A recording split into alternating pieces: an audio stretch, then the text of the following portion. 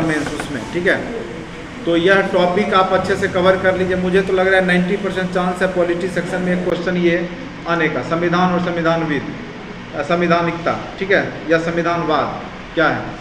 तो संविधान जानते हैं किसी भी देश का क्या होता है, लिखित या अलिखित दस्तावेज होता है जिसके माध्यम से उस देश का शासन चलाया जाता है। यह लिखित भी हो सकता है, अलिखित भी हो सकता है, ठीक है। क्योंकि बहुत सारा देश है, जैसे ब्रिटेन है, उसका लिखा हुआ संविधान नहीं है।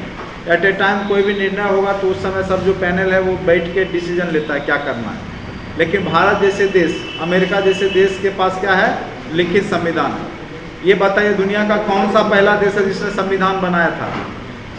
अपना संविधान सबसे पहले फ्रांस ने बनाया था, ठीक है, लिखित रूप से। आपका देश का सबसे विशाल संविधान है पूरे विश्व में, सबसे बड़ा संविधान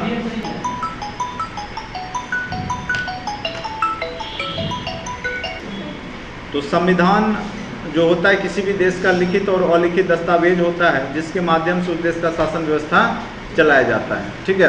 और यह एक प्रकार से संस्था का भी हो सकता है, कोई भी संविधान, कोई जरूरी नहीं कि सिर्फ देश का ही संविधान होता है, कोई संस्था भी अपने नियम कानून से चलता है तो वो भी उसके लिए संविधान होते हैं। संविधान अगर शॉर्ट फॉर्म करोगे, संविधान का फुल फॉर्म निकालोगे, सम जोड़ विधान होता है, यानी सबके लिए बराबर कानून, उसी को हम क्या बोलते हैं, संविधान बोलते हैं, ठीक है। और संविधान के रूप में अगर किसी देश का संचालन होता है तो उसको लोकतांत्रिक व्यवस्था के तहत माना जाता है। तो कोई जरूरी नहीं है कि अगर संविधान किसी देश का बना हुआ है या जहां संविधान लागू है तो वहां लोकतांत्रिक व्यवस्था होगी, कोई जरूरी नहीं है। एक तानाशाह भी संविधान बना के, कानून बना करके उसको लागू कर सकता है और लोगों का जो लोकतांत्रिक स्थिति है या लोकतांत्रिक व्यवस्था है उसका हनन कर सकता है। तो संविधान का मतलब ये नहीं होता है कि आपका वहाँ पे समाजवादी या लोकतांत्रिक व्यवस्था हो जाए। एक तानाशाह भी अगर शासन करता है तो वो भी पहले कुछ कानून बनाता है। अंग्रेज भी जब शासन कर रहे थे ना तो वो अपना कुछ कानून बना के कर रहे थे। लेकिन यहाँ पे यही समझना है कि संविधान और संविधानवाद में क्या अंतर है। जब वही संविधान लोकतांत्रिक व्यवस्था के तहत, लोक कल्याणकारी व्यवस्था के तहत समाज को लेकर के चलता है तब उसको हम बोलते हैं संविधानवाद, यानी सुचारू रूप से संविधान के अनुसार देश चल रहा है। तो बेसिक डिफरेंस यही है संविधान और संविधानवाद में। संविधानवाद एक प्रकार का क्या विचारधारा है और वह किसी भी दो देश या तीन देश या अनेकों देश का एक विचारधारा हो सकता है। जैसे हमारी विचारधारा है लोकतांत्रिक, जैसे हम लोग जब प्रस्तावना पढ़ते हैं तो उसमें बोलते हैं सामाजिक, आर्थिक, राजनीतिक न्याय। तो उसके मेन थीम में, आपके संविधान के मेन थीम में क्या है, सामाजिक, आर्थिक, राजनीतिक न्याय, ठीक है, समानता, स्वतंत्रता, बंधुत्व। और ये फ्रांस का भी संविधान में है, समानता, स्वतंत्रता और बंधुत्व, ठीक है। तो इससे जो लोगों के लिए लोक कल्याणकारी कार्य करने की जो भावना प्रकट होती है वो आपका संविधानवाद होता है। और केवल जो कानूनी व्यवस्था, संगठनात्मक जो व्यवस्था है उसके लिए जो नियम कानून बनाया जाता है उसको हम संविधान बोलते हैं। तो कोई जरूरी नहीं है कि किसी देश का संविधान है तो वहाँ पे लोकतांत्रिक व्यवस्था होगी, ठीक है। राजतंत्रात्मक देश या तानाशाह वाले देश में भी संविधान होता है। उत्तरी कोरिया में भी जो होगा तो कानून होगा, वहाँ भी संविधान होगा, कुछ नियम के अनुसार देश चल रहा होगा। लेकिन वहाँ क्या है, लोकतांत्रिक व्यवस्था नहीं है।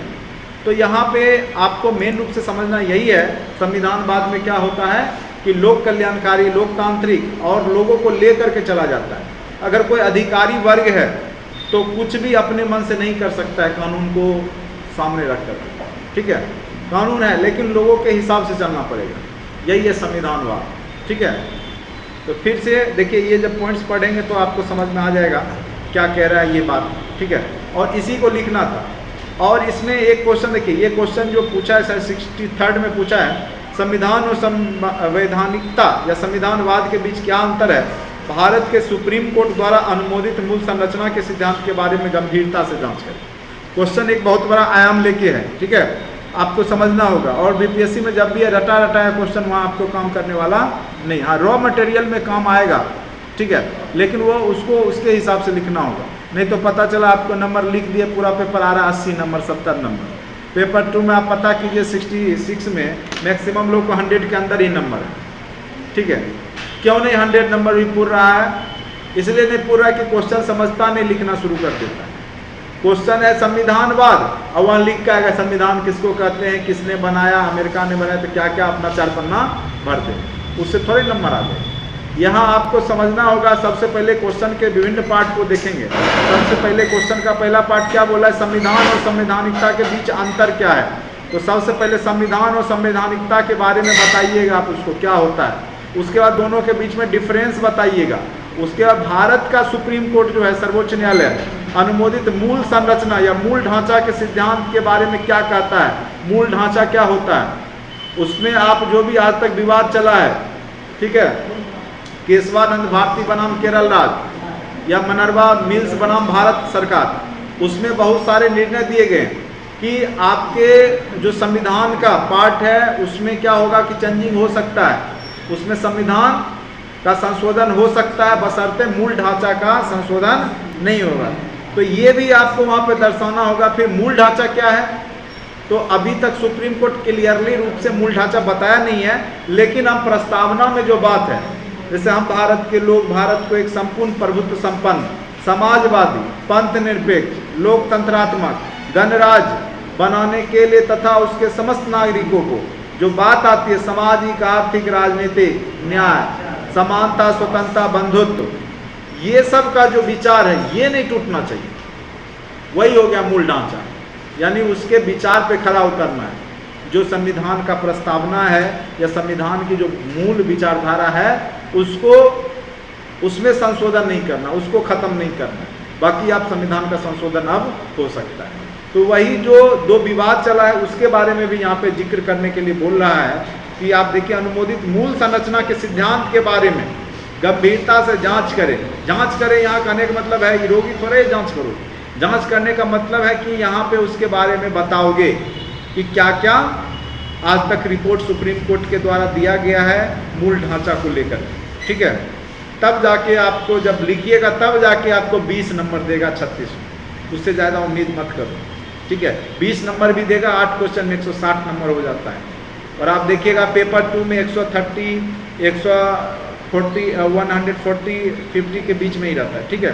तो उसके पीछे रीज़न है, कई रीज़न है, ठीक है।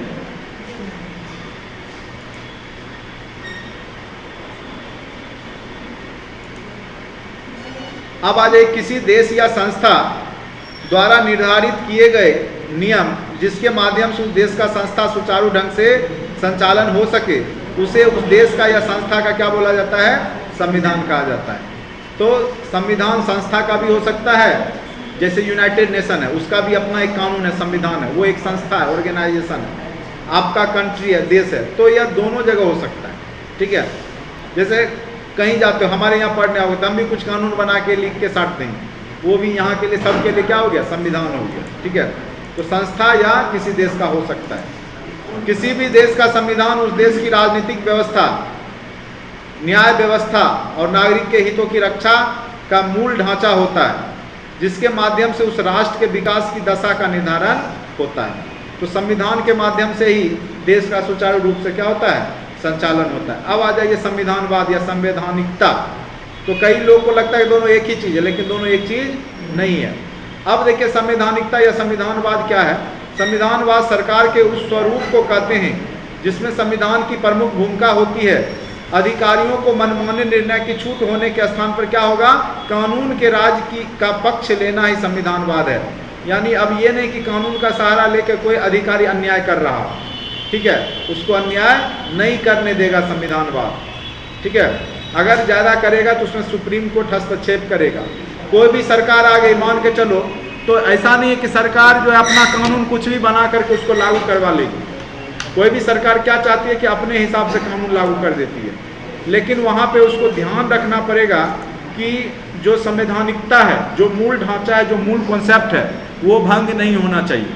तो उसके बीच में हस्तक्षेप सुप्रीम कोर्ट भी करती है। अगर किसी प्रकार का सरकार जनता के हित का कोई कार्य नहीं करती है या उससे जनता का हित क्षति पहुंचेगा, तो उस समय सुप्रीम कोर्ट क्या करेगा, संविधानवाद का जो कॉन्सेप्ट है उसको लाने का प्रयास करेगा कि मेन थीम क्या है, ठीक है, संविधान चाहता क्या है, देश चाहता क्या है, जनता क्या चाहती है, तो उसके विचारों को यहाँ पे रखा जाएगा। तो एक प्रकार से कह सकते हैं कि संविधानवाद एक प्रकार का विचारधारा है। ये क्या है, विचारधारा, ये कुछ नहीं है, एक प्रकार का क्या है, सिर्फ विचारधारा है जो कि बरसों समय लगते हैं इसको पनपने में। कोई भी संविधान बनाने में एक प्रॉपर टाइम लगता है। डिफरेंस में ये भी आप लिख सकते हैं, जैसे भारत का संविधान बनाने में 2 वर्ष 11 महीने 18 दिन का समय लगा, लेकिन संविधानवाद का विकास होने में वर्षों लग जाते हैं। हमारे जो राजा महाराजा पूर्वज जो रहते होंगे, जो राज परिवार हुआ करता होगा, तो वो भी विचारधारा, वो भी ऐसा नहीं है कि आपका कानून बना तभी आपको मौलिक अधिकार दिया गया। मौलिक अधिकार में क्या है आपको अधिकार? समानता का अधिकार, स्वतंत्रता का अधिकार। क्या पहले, उसके पहले जो राजा महाराजा आदमी को कैद करके रखते थे? आप कहते हैं हमको मौलिक अधिकार दे दिया, संविधान ने दे दिया। क्या आपको क्या लगता है राजा महाराजा किसी कैद करके रखता था? वहां पे बोलने का स्वतंत्रता नहीं था? अरे दास को तो अभी भी रखते हो, अभी भी तुम जिसको नौकर बना के रखते हो तो जबरदस्ती काम करवाते हो। नहीं, कैसे करता है, मजबूरी में करता है। तुम सरकारी नौकर हो जाओ और फिर अपने मन से काम करो। अभी हमको, जो हम स्कूल जाते हैं तो हमको ड्यूटी है 9 से 3 स्कूल में रहने का। तो अगर उस बीच में अगर कोई जांच में आता है, कुछ भी आता है, अगर हम गलत हैं तो हम पकड़े जाएंगे। डर तो है ना। ऐसा मतलब थोड़े कि हम स्वतंत्र रूप से कहीं जा सकते हैं, आ सकते हैं, तो ये बात नहीं है। तो स्वतंत्रता पहले से भी थी, ऐसा नहीं है कि आपका संविधान ने ही स्वतंत्रता दिया है। ठीक है, तो वही विचारधारा जो पनपने में टाइम लगता है, तो बात को समझो। ठीक है, और गलत तर्क दे करके, कुतर्क दे के अपने बात को साबित करने का प्रयास करोगे तो वहाँ भी साबित कर देना, आंसर में लिख दे, नंबर दे देगा, ताना कहना कि सब देखिए नंबर दिया। ठीक है, तो यहाँ पर देखिए संविधानवाद की अब मूल भावना क्या है, ये देखिए। संविधानवाद की मूल भावना यह है कि सरकारी अधिकारी कुछ भी और किसी भी तरीके से करने के लिए स्वतंत्र नहीं है, कुछ भी और किसी तरीका से नहीं कर सकते हैं। आज देखते हो अगर गलत तरीका अपनाता है तो उस पर भी शौकवाज होता है। बहुत सारा एसपी, डीएसपी, डीएम सब पकड़े जाते हैं।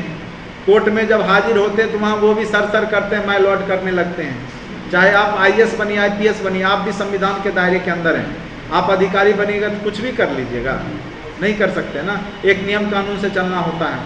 ठीक है, वही चीज़ बोल रहा है, बल्कि उन्हें अपनी शक्ति की सीमाओं के अंदर रहते हुए कार्य करने की आज़ादी है। आपको जो शक्ति मिला है, जो पावर दिया है, उसके अंदर ही आप रह सकते हैं, वह भी संविधान की प्रक्रिया के अनुसार, गैर संवैधानिक नहीं। ये नहीं कि कभी से कुछ से कर सकते हैं। आपको कुछ भी स्टेप लेना होगा संवैधानिक प्रक्रिया के अनुसार ही लेना पड़ेगा। संविधानवाद में एक ऐसी राजनीतिक व्यवस्था की अपेक्षा की जाती है जिसमें सरकार की शक्तियां संविधान द्वारा सीमित हो। एक प्रकार से यह सीमित और सभ्य सरकार की संकल्पना का दूसरा नाम है। संविधानवाद संविधान पर आधारित विचारधारा है, देखिए लिखा हुआ है ना, लेकिन इसका मतलब यह नहीं कि संविधान के नियमों के अनुसार शासन का संचालन मात्र ही संविधानवाद है, क्योंकि एक तानाशाही संविधान बनाकर जनता की इच्छाओं की अवहेलना करके उन पर बलपूर्वक लागू कर सकता है। एक तानाशाही संविधान लागू करके उसको लागू करवा सकता है, तो इसका मतलब ये नहीं है कि वो संविधानवाद हो गया। ठीक है, संविधान एक विचारधारा है जिसमें लोगों का कल्याण निहित होना चाहिए। इस प्रकार संविधान के द्वारा किसी देश के राजनीतिक व्यवस्था के स्वरूप व नियमों के सिद्धांतों का क्या मिलता है? संकेत मिलता है। अब आ जाइए, मेन है कि अब दोनों के बीच में क्या है, यहाँ पे देखिए लिखा हुआ है, इस प्रकार संविधान द्वारा किसी देश के राजनीतिक व्यवस्था के स्वरूप व नियमों के सिद्धांतों का संकेत मिलता है, वहीं संविधानवाद के द्वारा उन मूल्यों व आकांक्षाओं को सुरक्षित रखा जाता है जिसके लिए संविधान को अपनाया गया है। आखिर संविधान क्यों बनाया गया? उसके पीछे रीजन है ना, क्यों बनाया गया? कि लोकतांत्रिक व्यवस्था हो, जनता का हित हो, समाजवाद का महत्व हो, नहीं धर्मनिरपेक्ष राज्य हो, यहाँ विभेद नहीं हो आपस में। मेन कॉन्सेप्ट तो यही है ना, तो ये मेन रूप से बरकरार रहना चाहिए, यही संविधानवाद है। ठीक है, और ये कॉन्सेप्ट बहुत सारे देश का एक हो सकता है, बहुत सारे देश का एक हो सकता है, लेकिन संविधान सभी देशों का एक नहीं हो सकता है। लेकिन सबके कॉन्सेप्ट में, सबके विचार में लोग का कल्याण निहित हो सकता है। अब आइए, संविधान और संविधानवाद एक दूसरे के पर्यायवाची नहीं है, बल्कि क्या है, इन दोनों की अवधारणाओं में अंतर है। क्योंकि संविधान ही संविधानवाद की अभिव्यक्ति करता है, लेकिन संविधान का होना मात्र संविधानवाद की गारंटी नहीं है। संविधान और संविधानवाद के मुख्य अंतर को इस प्रकार देख सकते हैं। अब अंतर, अब दूसरा जो क्वेश्चन का पार्ट था, दोनों में अंतर क्या रहा था? अभी तक परिभाषा ही हमने लिखा, संविधान और संविधान बाद में। अब जो है उसमें क्या करना है, आपको अंतर लिखना है कि दोनों में बेसिक डिफरेंस क्या है। अरे यहाँ ज़्यादा लिखा गया है तो आप कम से कम उसको एक पेज में तो लिखोगे ना, कम से कम 4 पेज में उत्तर दोगे, ठीक है। नहीं समझ में आया, बाद में समझ में, जब इतना बोलने के बाद तुमको समझ में नहीं आया तो समझ में नहीं आएगा। संविधान संगठन का प्रतीक है, जबकि संविधानवाद क्या है, विचारधारा का प्रतीक। संविधान किसी संगठन का हो सकता है, लेकिन संविधानवाद किसी भी का विचारधारा हो सकता है, किसी भी देश का हो सकता है, किसी भी व्यक्ति का हो सकता है, ठीक है। संविधान नियमों व सिद्धांतों का क्या है, संकलन है। संविधान में क्या है, नियम कानून का क्या है, संग्रह है, जिसके आधार पर सरकार की शक्तियों व शासितों के अधिकारों का समायोजन किया जाता है। जबकि संविधानवाद में राष्ट्र के मूल्य, विश्वास, आस्थाएं व राजनीतिक आदर्श आते हैं, जिससे मिलकर क्या बनती है, विचारधारा बनती है। संविधानवाद एक विचार है, जबकि संविधान क्या है, एक लिखित या अलिखित दस्तावेज है जिसके माध्यम से शासन चलाया जाता है। संविधान का निर्माण एक निश्चित समय सीमा में हो जाता है, जबकि संविधानवाद सदैव ही विकास का परिणाम रहा है। राष्ट्रों के मूल्यों एवं आदर्शों की व्यवस्था के कारण ये लंबी अवधि में विकसित होते हैं। इसका शॉर्ट टर्म ड्यूरेशन में संविधानवाद का विकास नहीं होता है। आपको क्या चाहिए, आपको संप्रभुता चाहिए, आपको समाजवाद चाहिए, आपको लोकतंत्र चाहिए, जनता का अधिकार चाहिए, तो ये सब धीरे धीरे विकास हो। पहले क्या था, राजतंत्रात्मक व्यवस्था थी, राजा का मनमानी चलता था, तो धीरे धीरे लगा नहीं, अगर सही ढंग से जनता का सेवा करना है तो यहाँ लोकतंत्र की व्यवस्था होनी चाहिए, यानी जनता के प्रतिनिधि का शासन होना चाहिए। इसीलिए लोकतांत्रिक व्यवस्था हमने जोड़ दिया। समाजवादी के समाज में सभी वर्गों को बराबर अधिकार मिलना चाहिए, जातिवाद नहीं होना चाहिए, धर्मनिरपेक्ष होना चाहिए। तो ये सब 1-2 दिन में नहीं विचारधारा आई हो, इसमें वर्षों लगे होंगे। धीरे धीरे यह विचारधारा आया है संविधान के प्रति, ठीक है। संविधानवाद में किसी राजनीतिक समाज के किसी लक्ष्य या उद्देश्यों की प्राप्ति का लक्ष्य होता है, जबकि संविधान इन उद्देश्यों की प्राप्ति के लिए साधन जुटाने का नाम है। संविधान क्या, एक प्रकार का साधन है उद्देश्य प्राप्ति का, जबकि यह क्या है, उद्देश्य है कि क्या क्या समाज के किसी वर्ग का क्या लक्ष्य होना चाहिए, ठीक है। अब क्षेत्र के आधार पर देखें तो स्पष्ट है कि प्रत्येक देश का संविधान अलग अलग होता है, जबकि संविधानवाद एक समावेशी धारणा है और कई देशों का संविधानवाद एक हो सकता है। वह मूल्यों पे, आदर्शों पे, आस्थाओं के मामले में, ये सब में वो एक हो सकता है। जैसे आप मान के चलो आपका नेपाल है और आपका देश है, तो उसमें लोकतांत्रिक व्यवस्था भी हो सकती है, वहाँ का जो है आदर्श एक हो सकता है, जनता का परम हित उसमें निहित हो सकता है संविधान में। तो यहाँ पे है कि संविधान अलग अलग होगा, लेकिन विचारधाराएं सेम हो सकती है।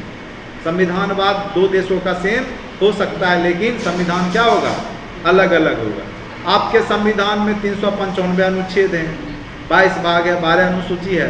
हो सकता है नेपाल के संविधान में 4 भाग हो, 2 अनुच्छेद हो, कुछ भी हो सकता है, बहुत कम भी हो सकता है। जैसे अमेरिका में 7 अनुसूची में ही पूरा संविधान खत्म हो जाता है। आपके यहाँ 395 अनुच्छेद है, 12 अनुसूची भी है, 22 भाग भी है, नहीं।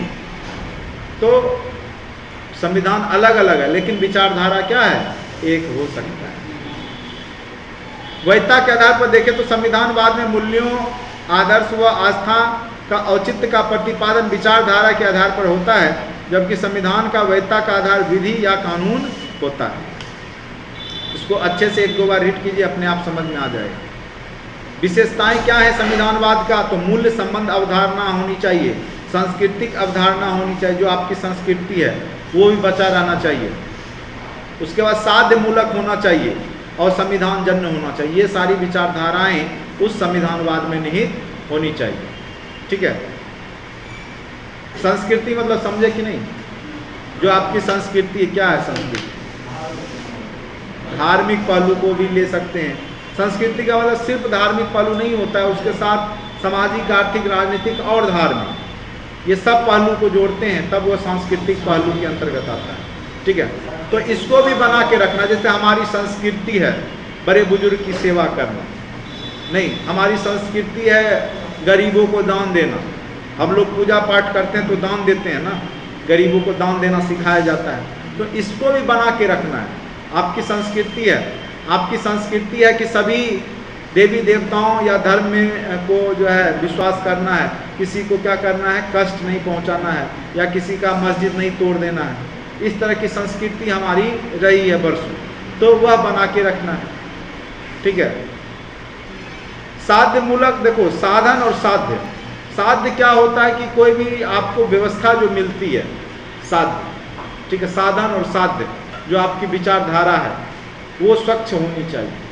अब ये नहीं कि चोरी करके जो है आप, या किसी को छीन करके आप जो है समाजवाद ले आइए। इसीलिए भारत में कम्युनिस्ट पार्टी नहीं चला। वो क्या बोलता है, गरीबों को अमीरों को लूटो, गरीबों में बांटो, लेकिन भारत इसका सपोर्ट नहीं करता है। भारत में जो लोकतांत्रिक समाजवाद है, गांधी जी वाला, हमने मार्क्सवादी समाजवाद को नहीं अपनाया। वो वर्ग संघर्ष कराता है। मार्क्सवादी क्या कराते हैं, वर्ग संघर्ष। अमीरों को लूटो, गरीबों को बांटो। अमीर को क्या करो, लूट डालो, उसको बराबर कर दो। जो पेड़ पौधा बढ़ रहा है उसको छटनी करके बराबर कर दो। ये विचारधारा नहीं है। उस पौधे को भी ऊपर बढ़ा दो जो नीचे में अटका हुआ है। यह विचारधारा हमारी लोकतांत्रिक समाजवाद है। तो वही साध्य जो है ना, वो आपका स्वच्छ होना चाहिए। गांधी जी की विचारधारा में आता है साधन और साध्य की पवित्रता। देश आजाद वो चाहते थे, लेकिन ये नहीं कि मार करके, अंग्रेजों को काट करके, भगा करके, जबरदस्ती में, यानी उससे वो प्रेम से लेना चाह रहे। साध्य की यहाँ पे जो है उन्होंने साध्य की बात किया है। आगे पढ़ोगे गांधी का जो गांधीवाद जब पढ़ाएंगे तब उसमें ये सब की चर्चा होगी। संविधान जन यानी कानून परख होना चाहिए। ठीक है, एक बार में समझ में हर एक चीज नहीं आएगा, धीरे धीरे समझोगे। स्पष्ट है कि संविधानवाद एक विचारधारात्मक अवधारणा है जो किसी देश के मूल्यों, आदर्शों और विश्वासों पर आधारित है। संविधानवाद के लिए संविधान का होना अत्यंत आवश्यक है, लेकिन इससे उन लक्ष्यों, आदर्शों का बोध होता है जिन्हें कोई राष्ट्र व्यवहार में प्राप्ति करने का लक्ष्य रखता है। संविधान के मूल ढांचे या आधारभूत सिद्धांत की अवधारणा क्या, अब उसके बारे में समझिए। क्वेश्चन का सेकेंड पार्ट अब यहाँ से स्टार्ट हुआ है। दोनों पार्ट को आपको लिखना पड़ेगा, तब जा करके आपको 30, 36, 38 नंबर में से आपको 20 से 22 नंबर तक मैक्सिमम दे सकता है, जब पूरा कॉन्सेप्ट आप डालिएगा। संविधान के मूल ढांचे या आधारभूत सिद्धांत की धारणा कब से आई है, क्या है, नहीं है, वो बारे में सुनिए। संविधान के मूल ढांचे की धारणा का आशय यह है कि संविधान के कुछ व्यवस्थाएं अन्य व्यवस्थाओं की तुलना में अत्यधिक क्या है, महत्वपूर्ण है। ये वे संविधान के मूल ढांचे के समान हैं और समस्त संवैधानिक व्यवस्था उन पर आधारित है। अब देखिए, सबसे पहला विवाद चला केशवानंद भारती बनाम केरल राज्य। ठीक है, तो शुरुआत में जो निर्णय आया था, संविधान सुप्रीम कोर्ट ने निर्णय दिया था कि आप संविधान के जो मौलिक अधिकार हैं उसमें संशोधन नहीं कर सकते।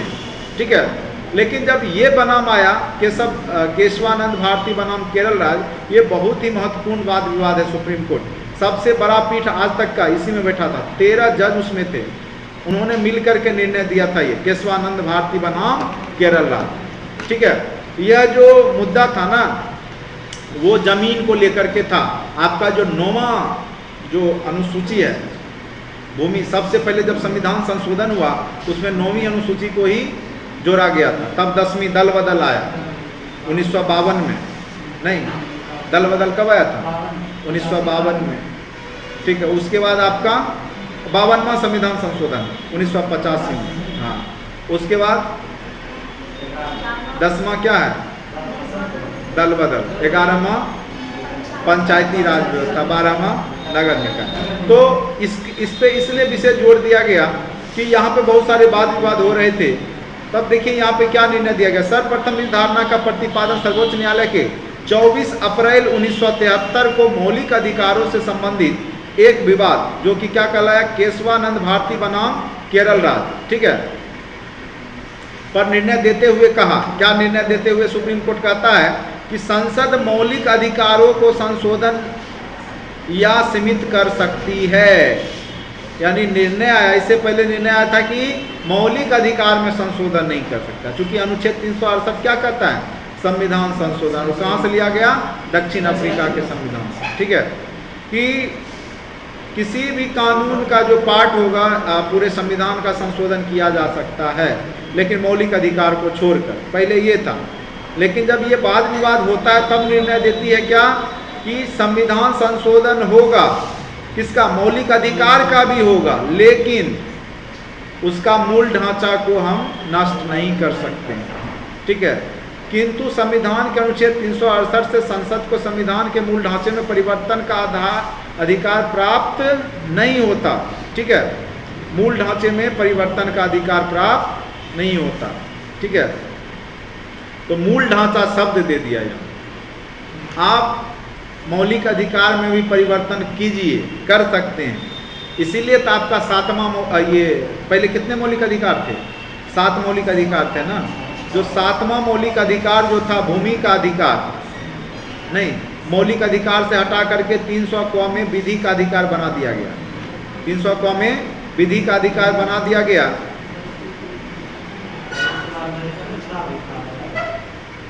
पूछ सकता है, कभी भी पूछ सकता है,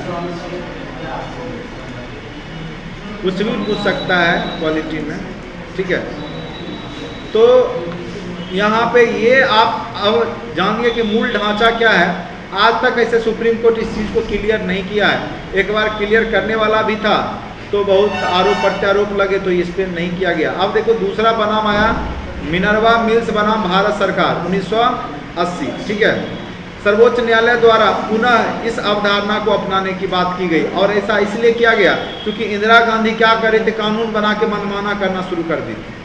ठीक है, कानून बना करके कभी कुछ से कुछ लागू कर रही थी, कभी राष्ट्रपति शासन लागू कर दे रही थी, कभी कुछ कर रही थी। ठीक है, तो उसी मनमानी को रोकने के लिए जो है फिर से इस पे जोर दिया गया कि आप संशोधन कीजिए, लेकिन क्या? मूल ढांचा को आप समाप्त नहीं कर सकते हैं। और यह क्या था? मिनर्वा मिल्स बनाम भारत सरकार 1980। ठीक है, अब आ जाइए 1973 और 80 के निर्णय में यह नहीं बताया गया कि मूल ढांचे या आधारभूत ढांचे के अंतर्गत संविधान का कौन सी व्यवस्थाएं आती है। मूल ढांचा का चर्चा तो किया सुप्रीम कोर्ट, लेकिन यह क्लियर नहीं बताया कि आखिर मूल ढांचा है क्या। ठीक है, देखिए आगे फिर बताएगा। मूल ढांचे की धारणा को कुछ स्पष्ट करने की चेष्टा 45वें संविधान संशोधन विधेयक में की गई, लेकिन राज्यसभा की सहमति के कारण उसे संविधान संशोधन विधेयक से निकाल, असहमति होना चाहिए यहाँ, असहमति के कारण राज्यसभा इसमें सहमत नहीं हुआ और इसको संविधान संशोधन विधेयक से ही हटा दिया गया। क्योंकि किसी भी संविधान में संशोधन तब हो सकता है जब वो लोकसभा, राज्यसभा और राष्ट्रपति पारित करे, तो ये राज्यसभा में ही पारित नहीं हुआ मूल ढांचे का कॉन्सेप्ट, इसीलिए इस पर संशोधन नहीं हो सका। लेकिन फिर भी हम मूल ढांचा को देखिए, मूल ढांचे की धारणा से सहमति रखने वाले सभी व्यक्ति जो ऐसा मानते हैं कि संविधान की मूल ढांचे में निम्नलिखित बातें अवश्य आनी चाहिए। क्या क्या बातें आनी चाहिए मूल ढांचा में? तो वो है संविधान का लोकतांत्रिक स्वरूप। पहला क्या आना चाहिए मूल ढांचा में? लोकतांत्रिक स्वरूप, यानी जनता के द्वारा जो सरकार बन रहा है वो हर हमेशा बनते रहना चाहिए। ठीक है, ये नहीं कि सरकार जो अपने मन से कह देगा कि 10 साल के लिए अब जो है चुनाव हो गया, अब 10 साल तक नहीं होगा, अगला पंचवर्षीय चुनाव 10 साल बाद होगा। इंदिरा गांधी 6 वर्ष कर दी, ठीक है, 1 साल बढ़ा ली ना, लेकिन फिर घटाना पड़ा ना, तो वही वाद विवाद आया, यही आया ना। फिर सुप्रीम कोर्ट निर्णय दिया कि आप लोकतांत्रिक ढांचे को नष्ट नहीं, मूल ढांचे को नष्ट नहीं कर सकते, आपको 5 वर्ष पे करना ही पड़ेगा। ठीक है, 4 वर्ष का हुआ, हम समझ रहे हैं तुम्हारी भावना को, वह इसीलिए तो बोल रहे हैं कि पहले 6 वर्ष की ना, तो मजबूरन फिर उसको 4 वर्ष करके बराबर करना पड़ा। ठीक है, संविधान का धर्मनिरपेक्ष स्वरूप, जो धर्मनिरपेक्षता का स्वरूप है वो नष्ट नहीं होना चाहिए कभी भी। जो धर्मनिरपेक्ष वाला स्वरूप है वो खत्म नहीं होगा। हिंदू राष्ट्र, कई बार सुनते होंगे बीजेपी या आरएसएस बोलेगी कि अब आएगा हिंदू राष्ट्र का कॉन्सेप्ट, कभी नहीं आएगा हिंदू राष्ट्र का कॉन्सेप्ट। ठीक है, अगर ये आएगा इसका मतलब आपका संविधान ही नष्ट हो गया, आपने संविधान को खत्म कर दिया। ठीक है, अब आप देख करके पाकिस्तान को देख करके, दूसरे देश को, नेपाल को देख करके अगर आप हिंदू राष्ट्र की संकल्पना रखते हैं, ये आपका पर्सनली विचारधारा है या किसी पार्टी की विचारधारा हो सकती है। लेकिन यह देश के संविधान की विचारधारा नहीं है। तो ये भी रखा गया है, हिंदू राष्ट्र है। नेपाल बेसिकली हिंदू राष्ट्र ही है, ठीक है, धर्मनिरपेक्ष है, लेकिन उसको हिंदू राष्ट्र की संज्ञा दी गई है क्योंकि मैक्सिमम लोग हिंदू ही हैं, ठीक है। ऐसा नहीं कि वो मुस्लिमों के साथ विरोध करता है, ये भी बात है। लेकिन अगर आप पाकिस्तान चले जाते हैं तो फुल्ली इस्लामिक कंट्री है, अरब चले जाते हैं फुल्ली इस्लामिक कंट्री है, सारा जो कानून होगा वो शरीयत का कानून होगा। अफगानिस्तान चले जाओ, शरीयत का कानून लागू है वहाँ, ठीक है। आपका धर्मनिरपेक्ष अमेरिका जैसे हो गया, वो धर्मनिरपेक्ष है, वो किसी धर्म को मानता ही नहीं है, उसके फॉर्म में कोई कॉलम नहीं रहता है धर्म का। हम लोग धर्म को मानते हैं लेकिन सबको बराबर वैल्यू देते हैं। हम लोग धर्म को मानते हैं, हम लोग पंथ निरपेक्ष हैं, ठीक है। लेकिन शब्द में चूंकि धर्मनिरपेक्ष शब्द का ही प्रयोग बार बार कर दिया जाता है, धर्मनिरपेक्ष मतलब होता है किसी धर्म को नहीं मानना, लेकिन हम तो मानते हैं। इसीलिए तो हर एक फॉर्म में पहले लिखा रहेगा हिंदू मुस्लिम, पहले कॉलम में टिक लगाइए किस धर्म से बिलोंग करते हैं आप, नहीं आप अल्पसंख्यक हैं क्या है, नहीं है, ठीक है। तो हम सभी धर्मों को मानते हैं। लोकसभा और राज्यसभा विधानसभाओं के वयस्क मताधिकार पर आधारित स्वतंत्र चुनाव, ये क्या है कि आपका मेन क्या चीज हो गया, ये मूल ढांचा कि जो राज्यसभा विधानसभा का जो वयस्क मताधिकार है वो खत्म नहीं होना चाहिए। हाँ बढ़ा दो, एक वयस्क मताधिकार का 18 का कर दो 25 साल, वो चलने वाला है। पहले क्या था, पहले 21 साल था, उसको 18 कर दिया। सोचा युवा सब जो है उतना समझदार होता नहीं है ना, उसको बहकाना आसान काम है। मोदी जो जीता, ठीक है, तो उसमें देखिएगा कि युवा का बहुत बड़ा योगदान था। 2014 में हुआ था ना चुनाव, उसमें आपको देखिएगा कि युवा का बहुत बड़ा योगदान था, क्योंकि युवा जो वर्ग था वो नया सरकार देखना चाह रही, ठीक है। अगर वहीं रहेगा कि 25 साल के बाद जो है आप वोट दे सकते हैं, तो क्या युवा वोट देता? तब तक वो भी समझ जाता नहीं, तब तक वो जाति की राजनीति में उतर जाता। वह युवा था जो जिता दिया। तो ये भी जरूरी है, ठीक है, कि आपका वयस्क मताधिकार बना रहे, ठीक है। न्यायपालिका की स्वतंत्रता, न्यायपालिका हर हमेशा क्या होनी चाहिए, स्वतंत्र होनी चाहिए। ये नहीं कि उसको जो है आप, लेकिन अगर व्यवहारिक दृष्टिकोण से देखिए तो जो है जिसका बहुमत रहता है जिस पार्टी का, वो उस पर हावी रहता है। जैसे अभी कुछ दिन पहले जो आप सुनते हो, इससे पहले रंजन गोगोई था ना, तो उससे बहुत सारा काम जो है ज़बरदस्ती करवाया गया, ठीक है। तो यहाँ पे न्यायपालिका पे भी कई बार वो लोग आया बाहर निकल गए कि न्यायपालिका जो खतरे में है ये वो, लेकिन फिर बाद में जो है नहीं, फिर बोलना बंद कर दिया। तो कहने का अर्थ है कि कॉन्सेप्टली जो अगर कह सकते हो कि न्यायपालिका स्वतंत्र ही है, ठीक है। व्यवहारिक दृष्टिकोण से अलग बात है, जो भी हो। व्यवहार में तो राष्ट्रपति भी कहोगे कि गुलामी है, ऐसे स्वतंत्र पोस्ट है, लेकिन वो भी आप देखिएगा जो कहेगा आपके जो बहुमत दल पार्टी के जो प्रमुख नेता या प्रधानमंत्री हैं, जो कहेंगे वही सुनेंगे। हाथों का कठपुतली है व्यवहारिक दृष्टिकोण से। राज्यपाल भी राष्ट्रपति का कठपुतली होता है व्यवहारिक दृष्टिकोण से, लेकिन हम उसको स्वतंत्र निकाय मानेंगे कि संप्रभुत्व संपन्न है, वो प्रभुत्व संपन्न है, ठीक है।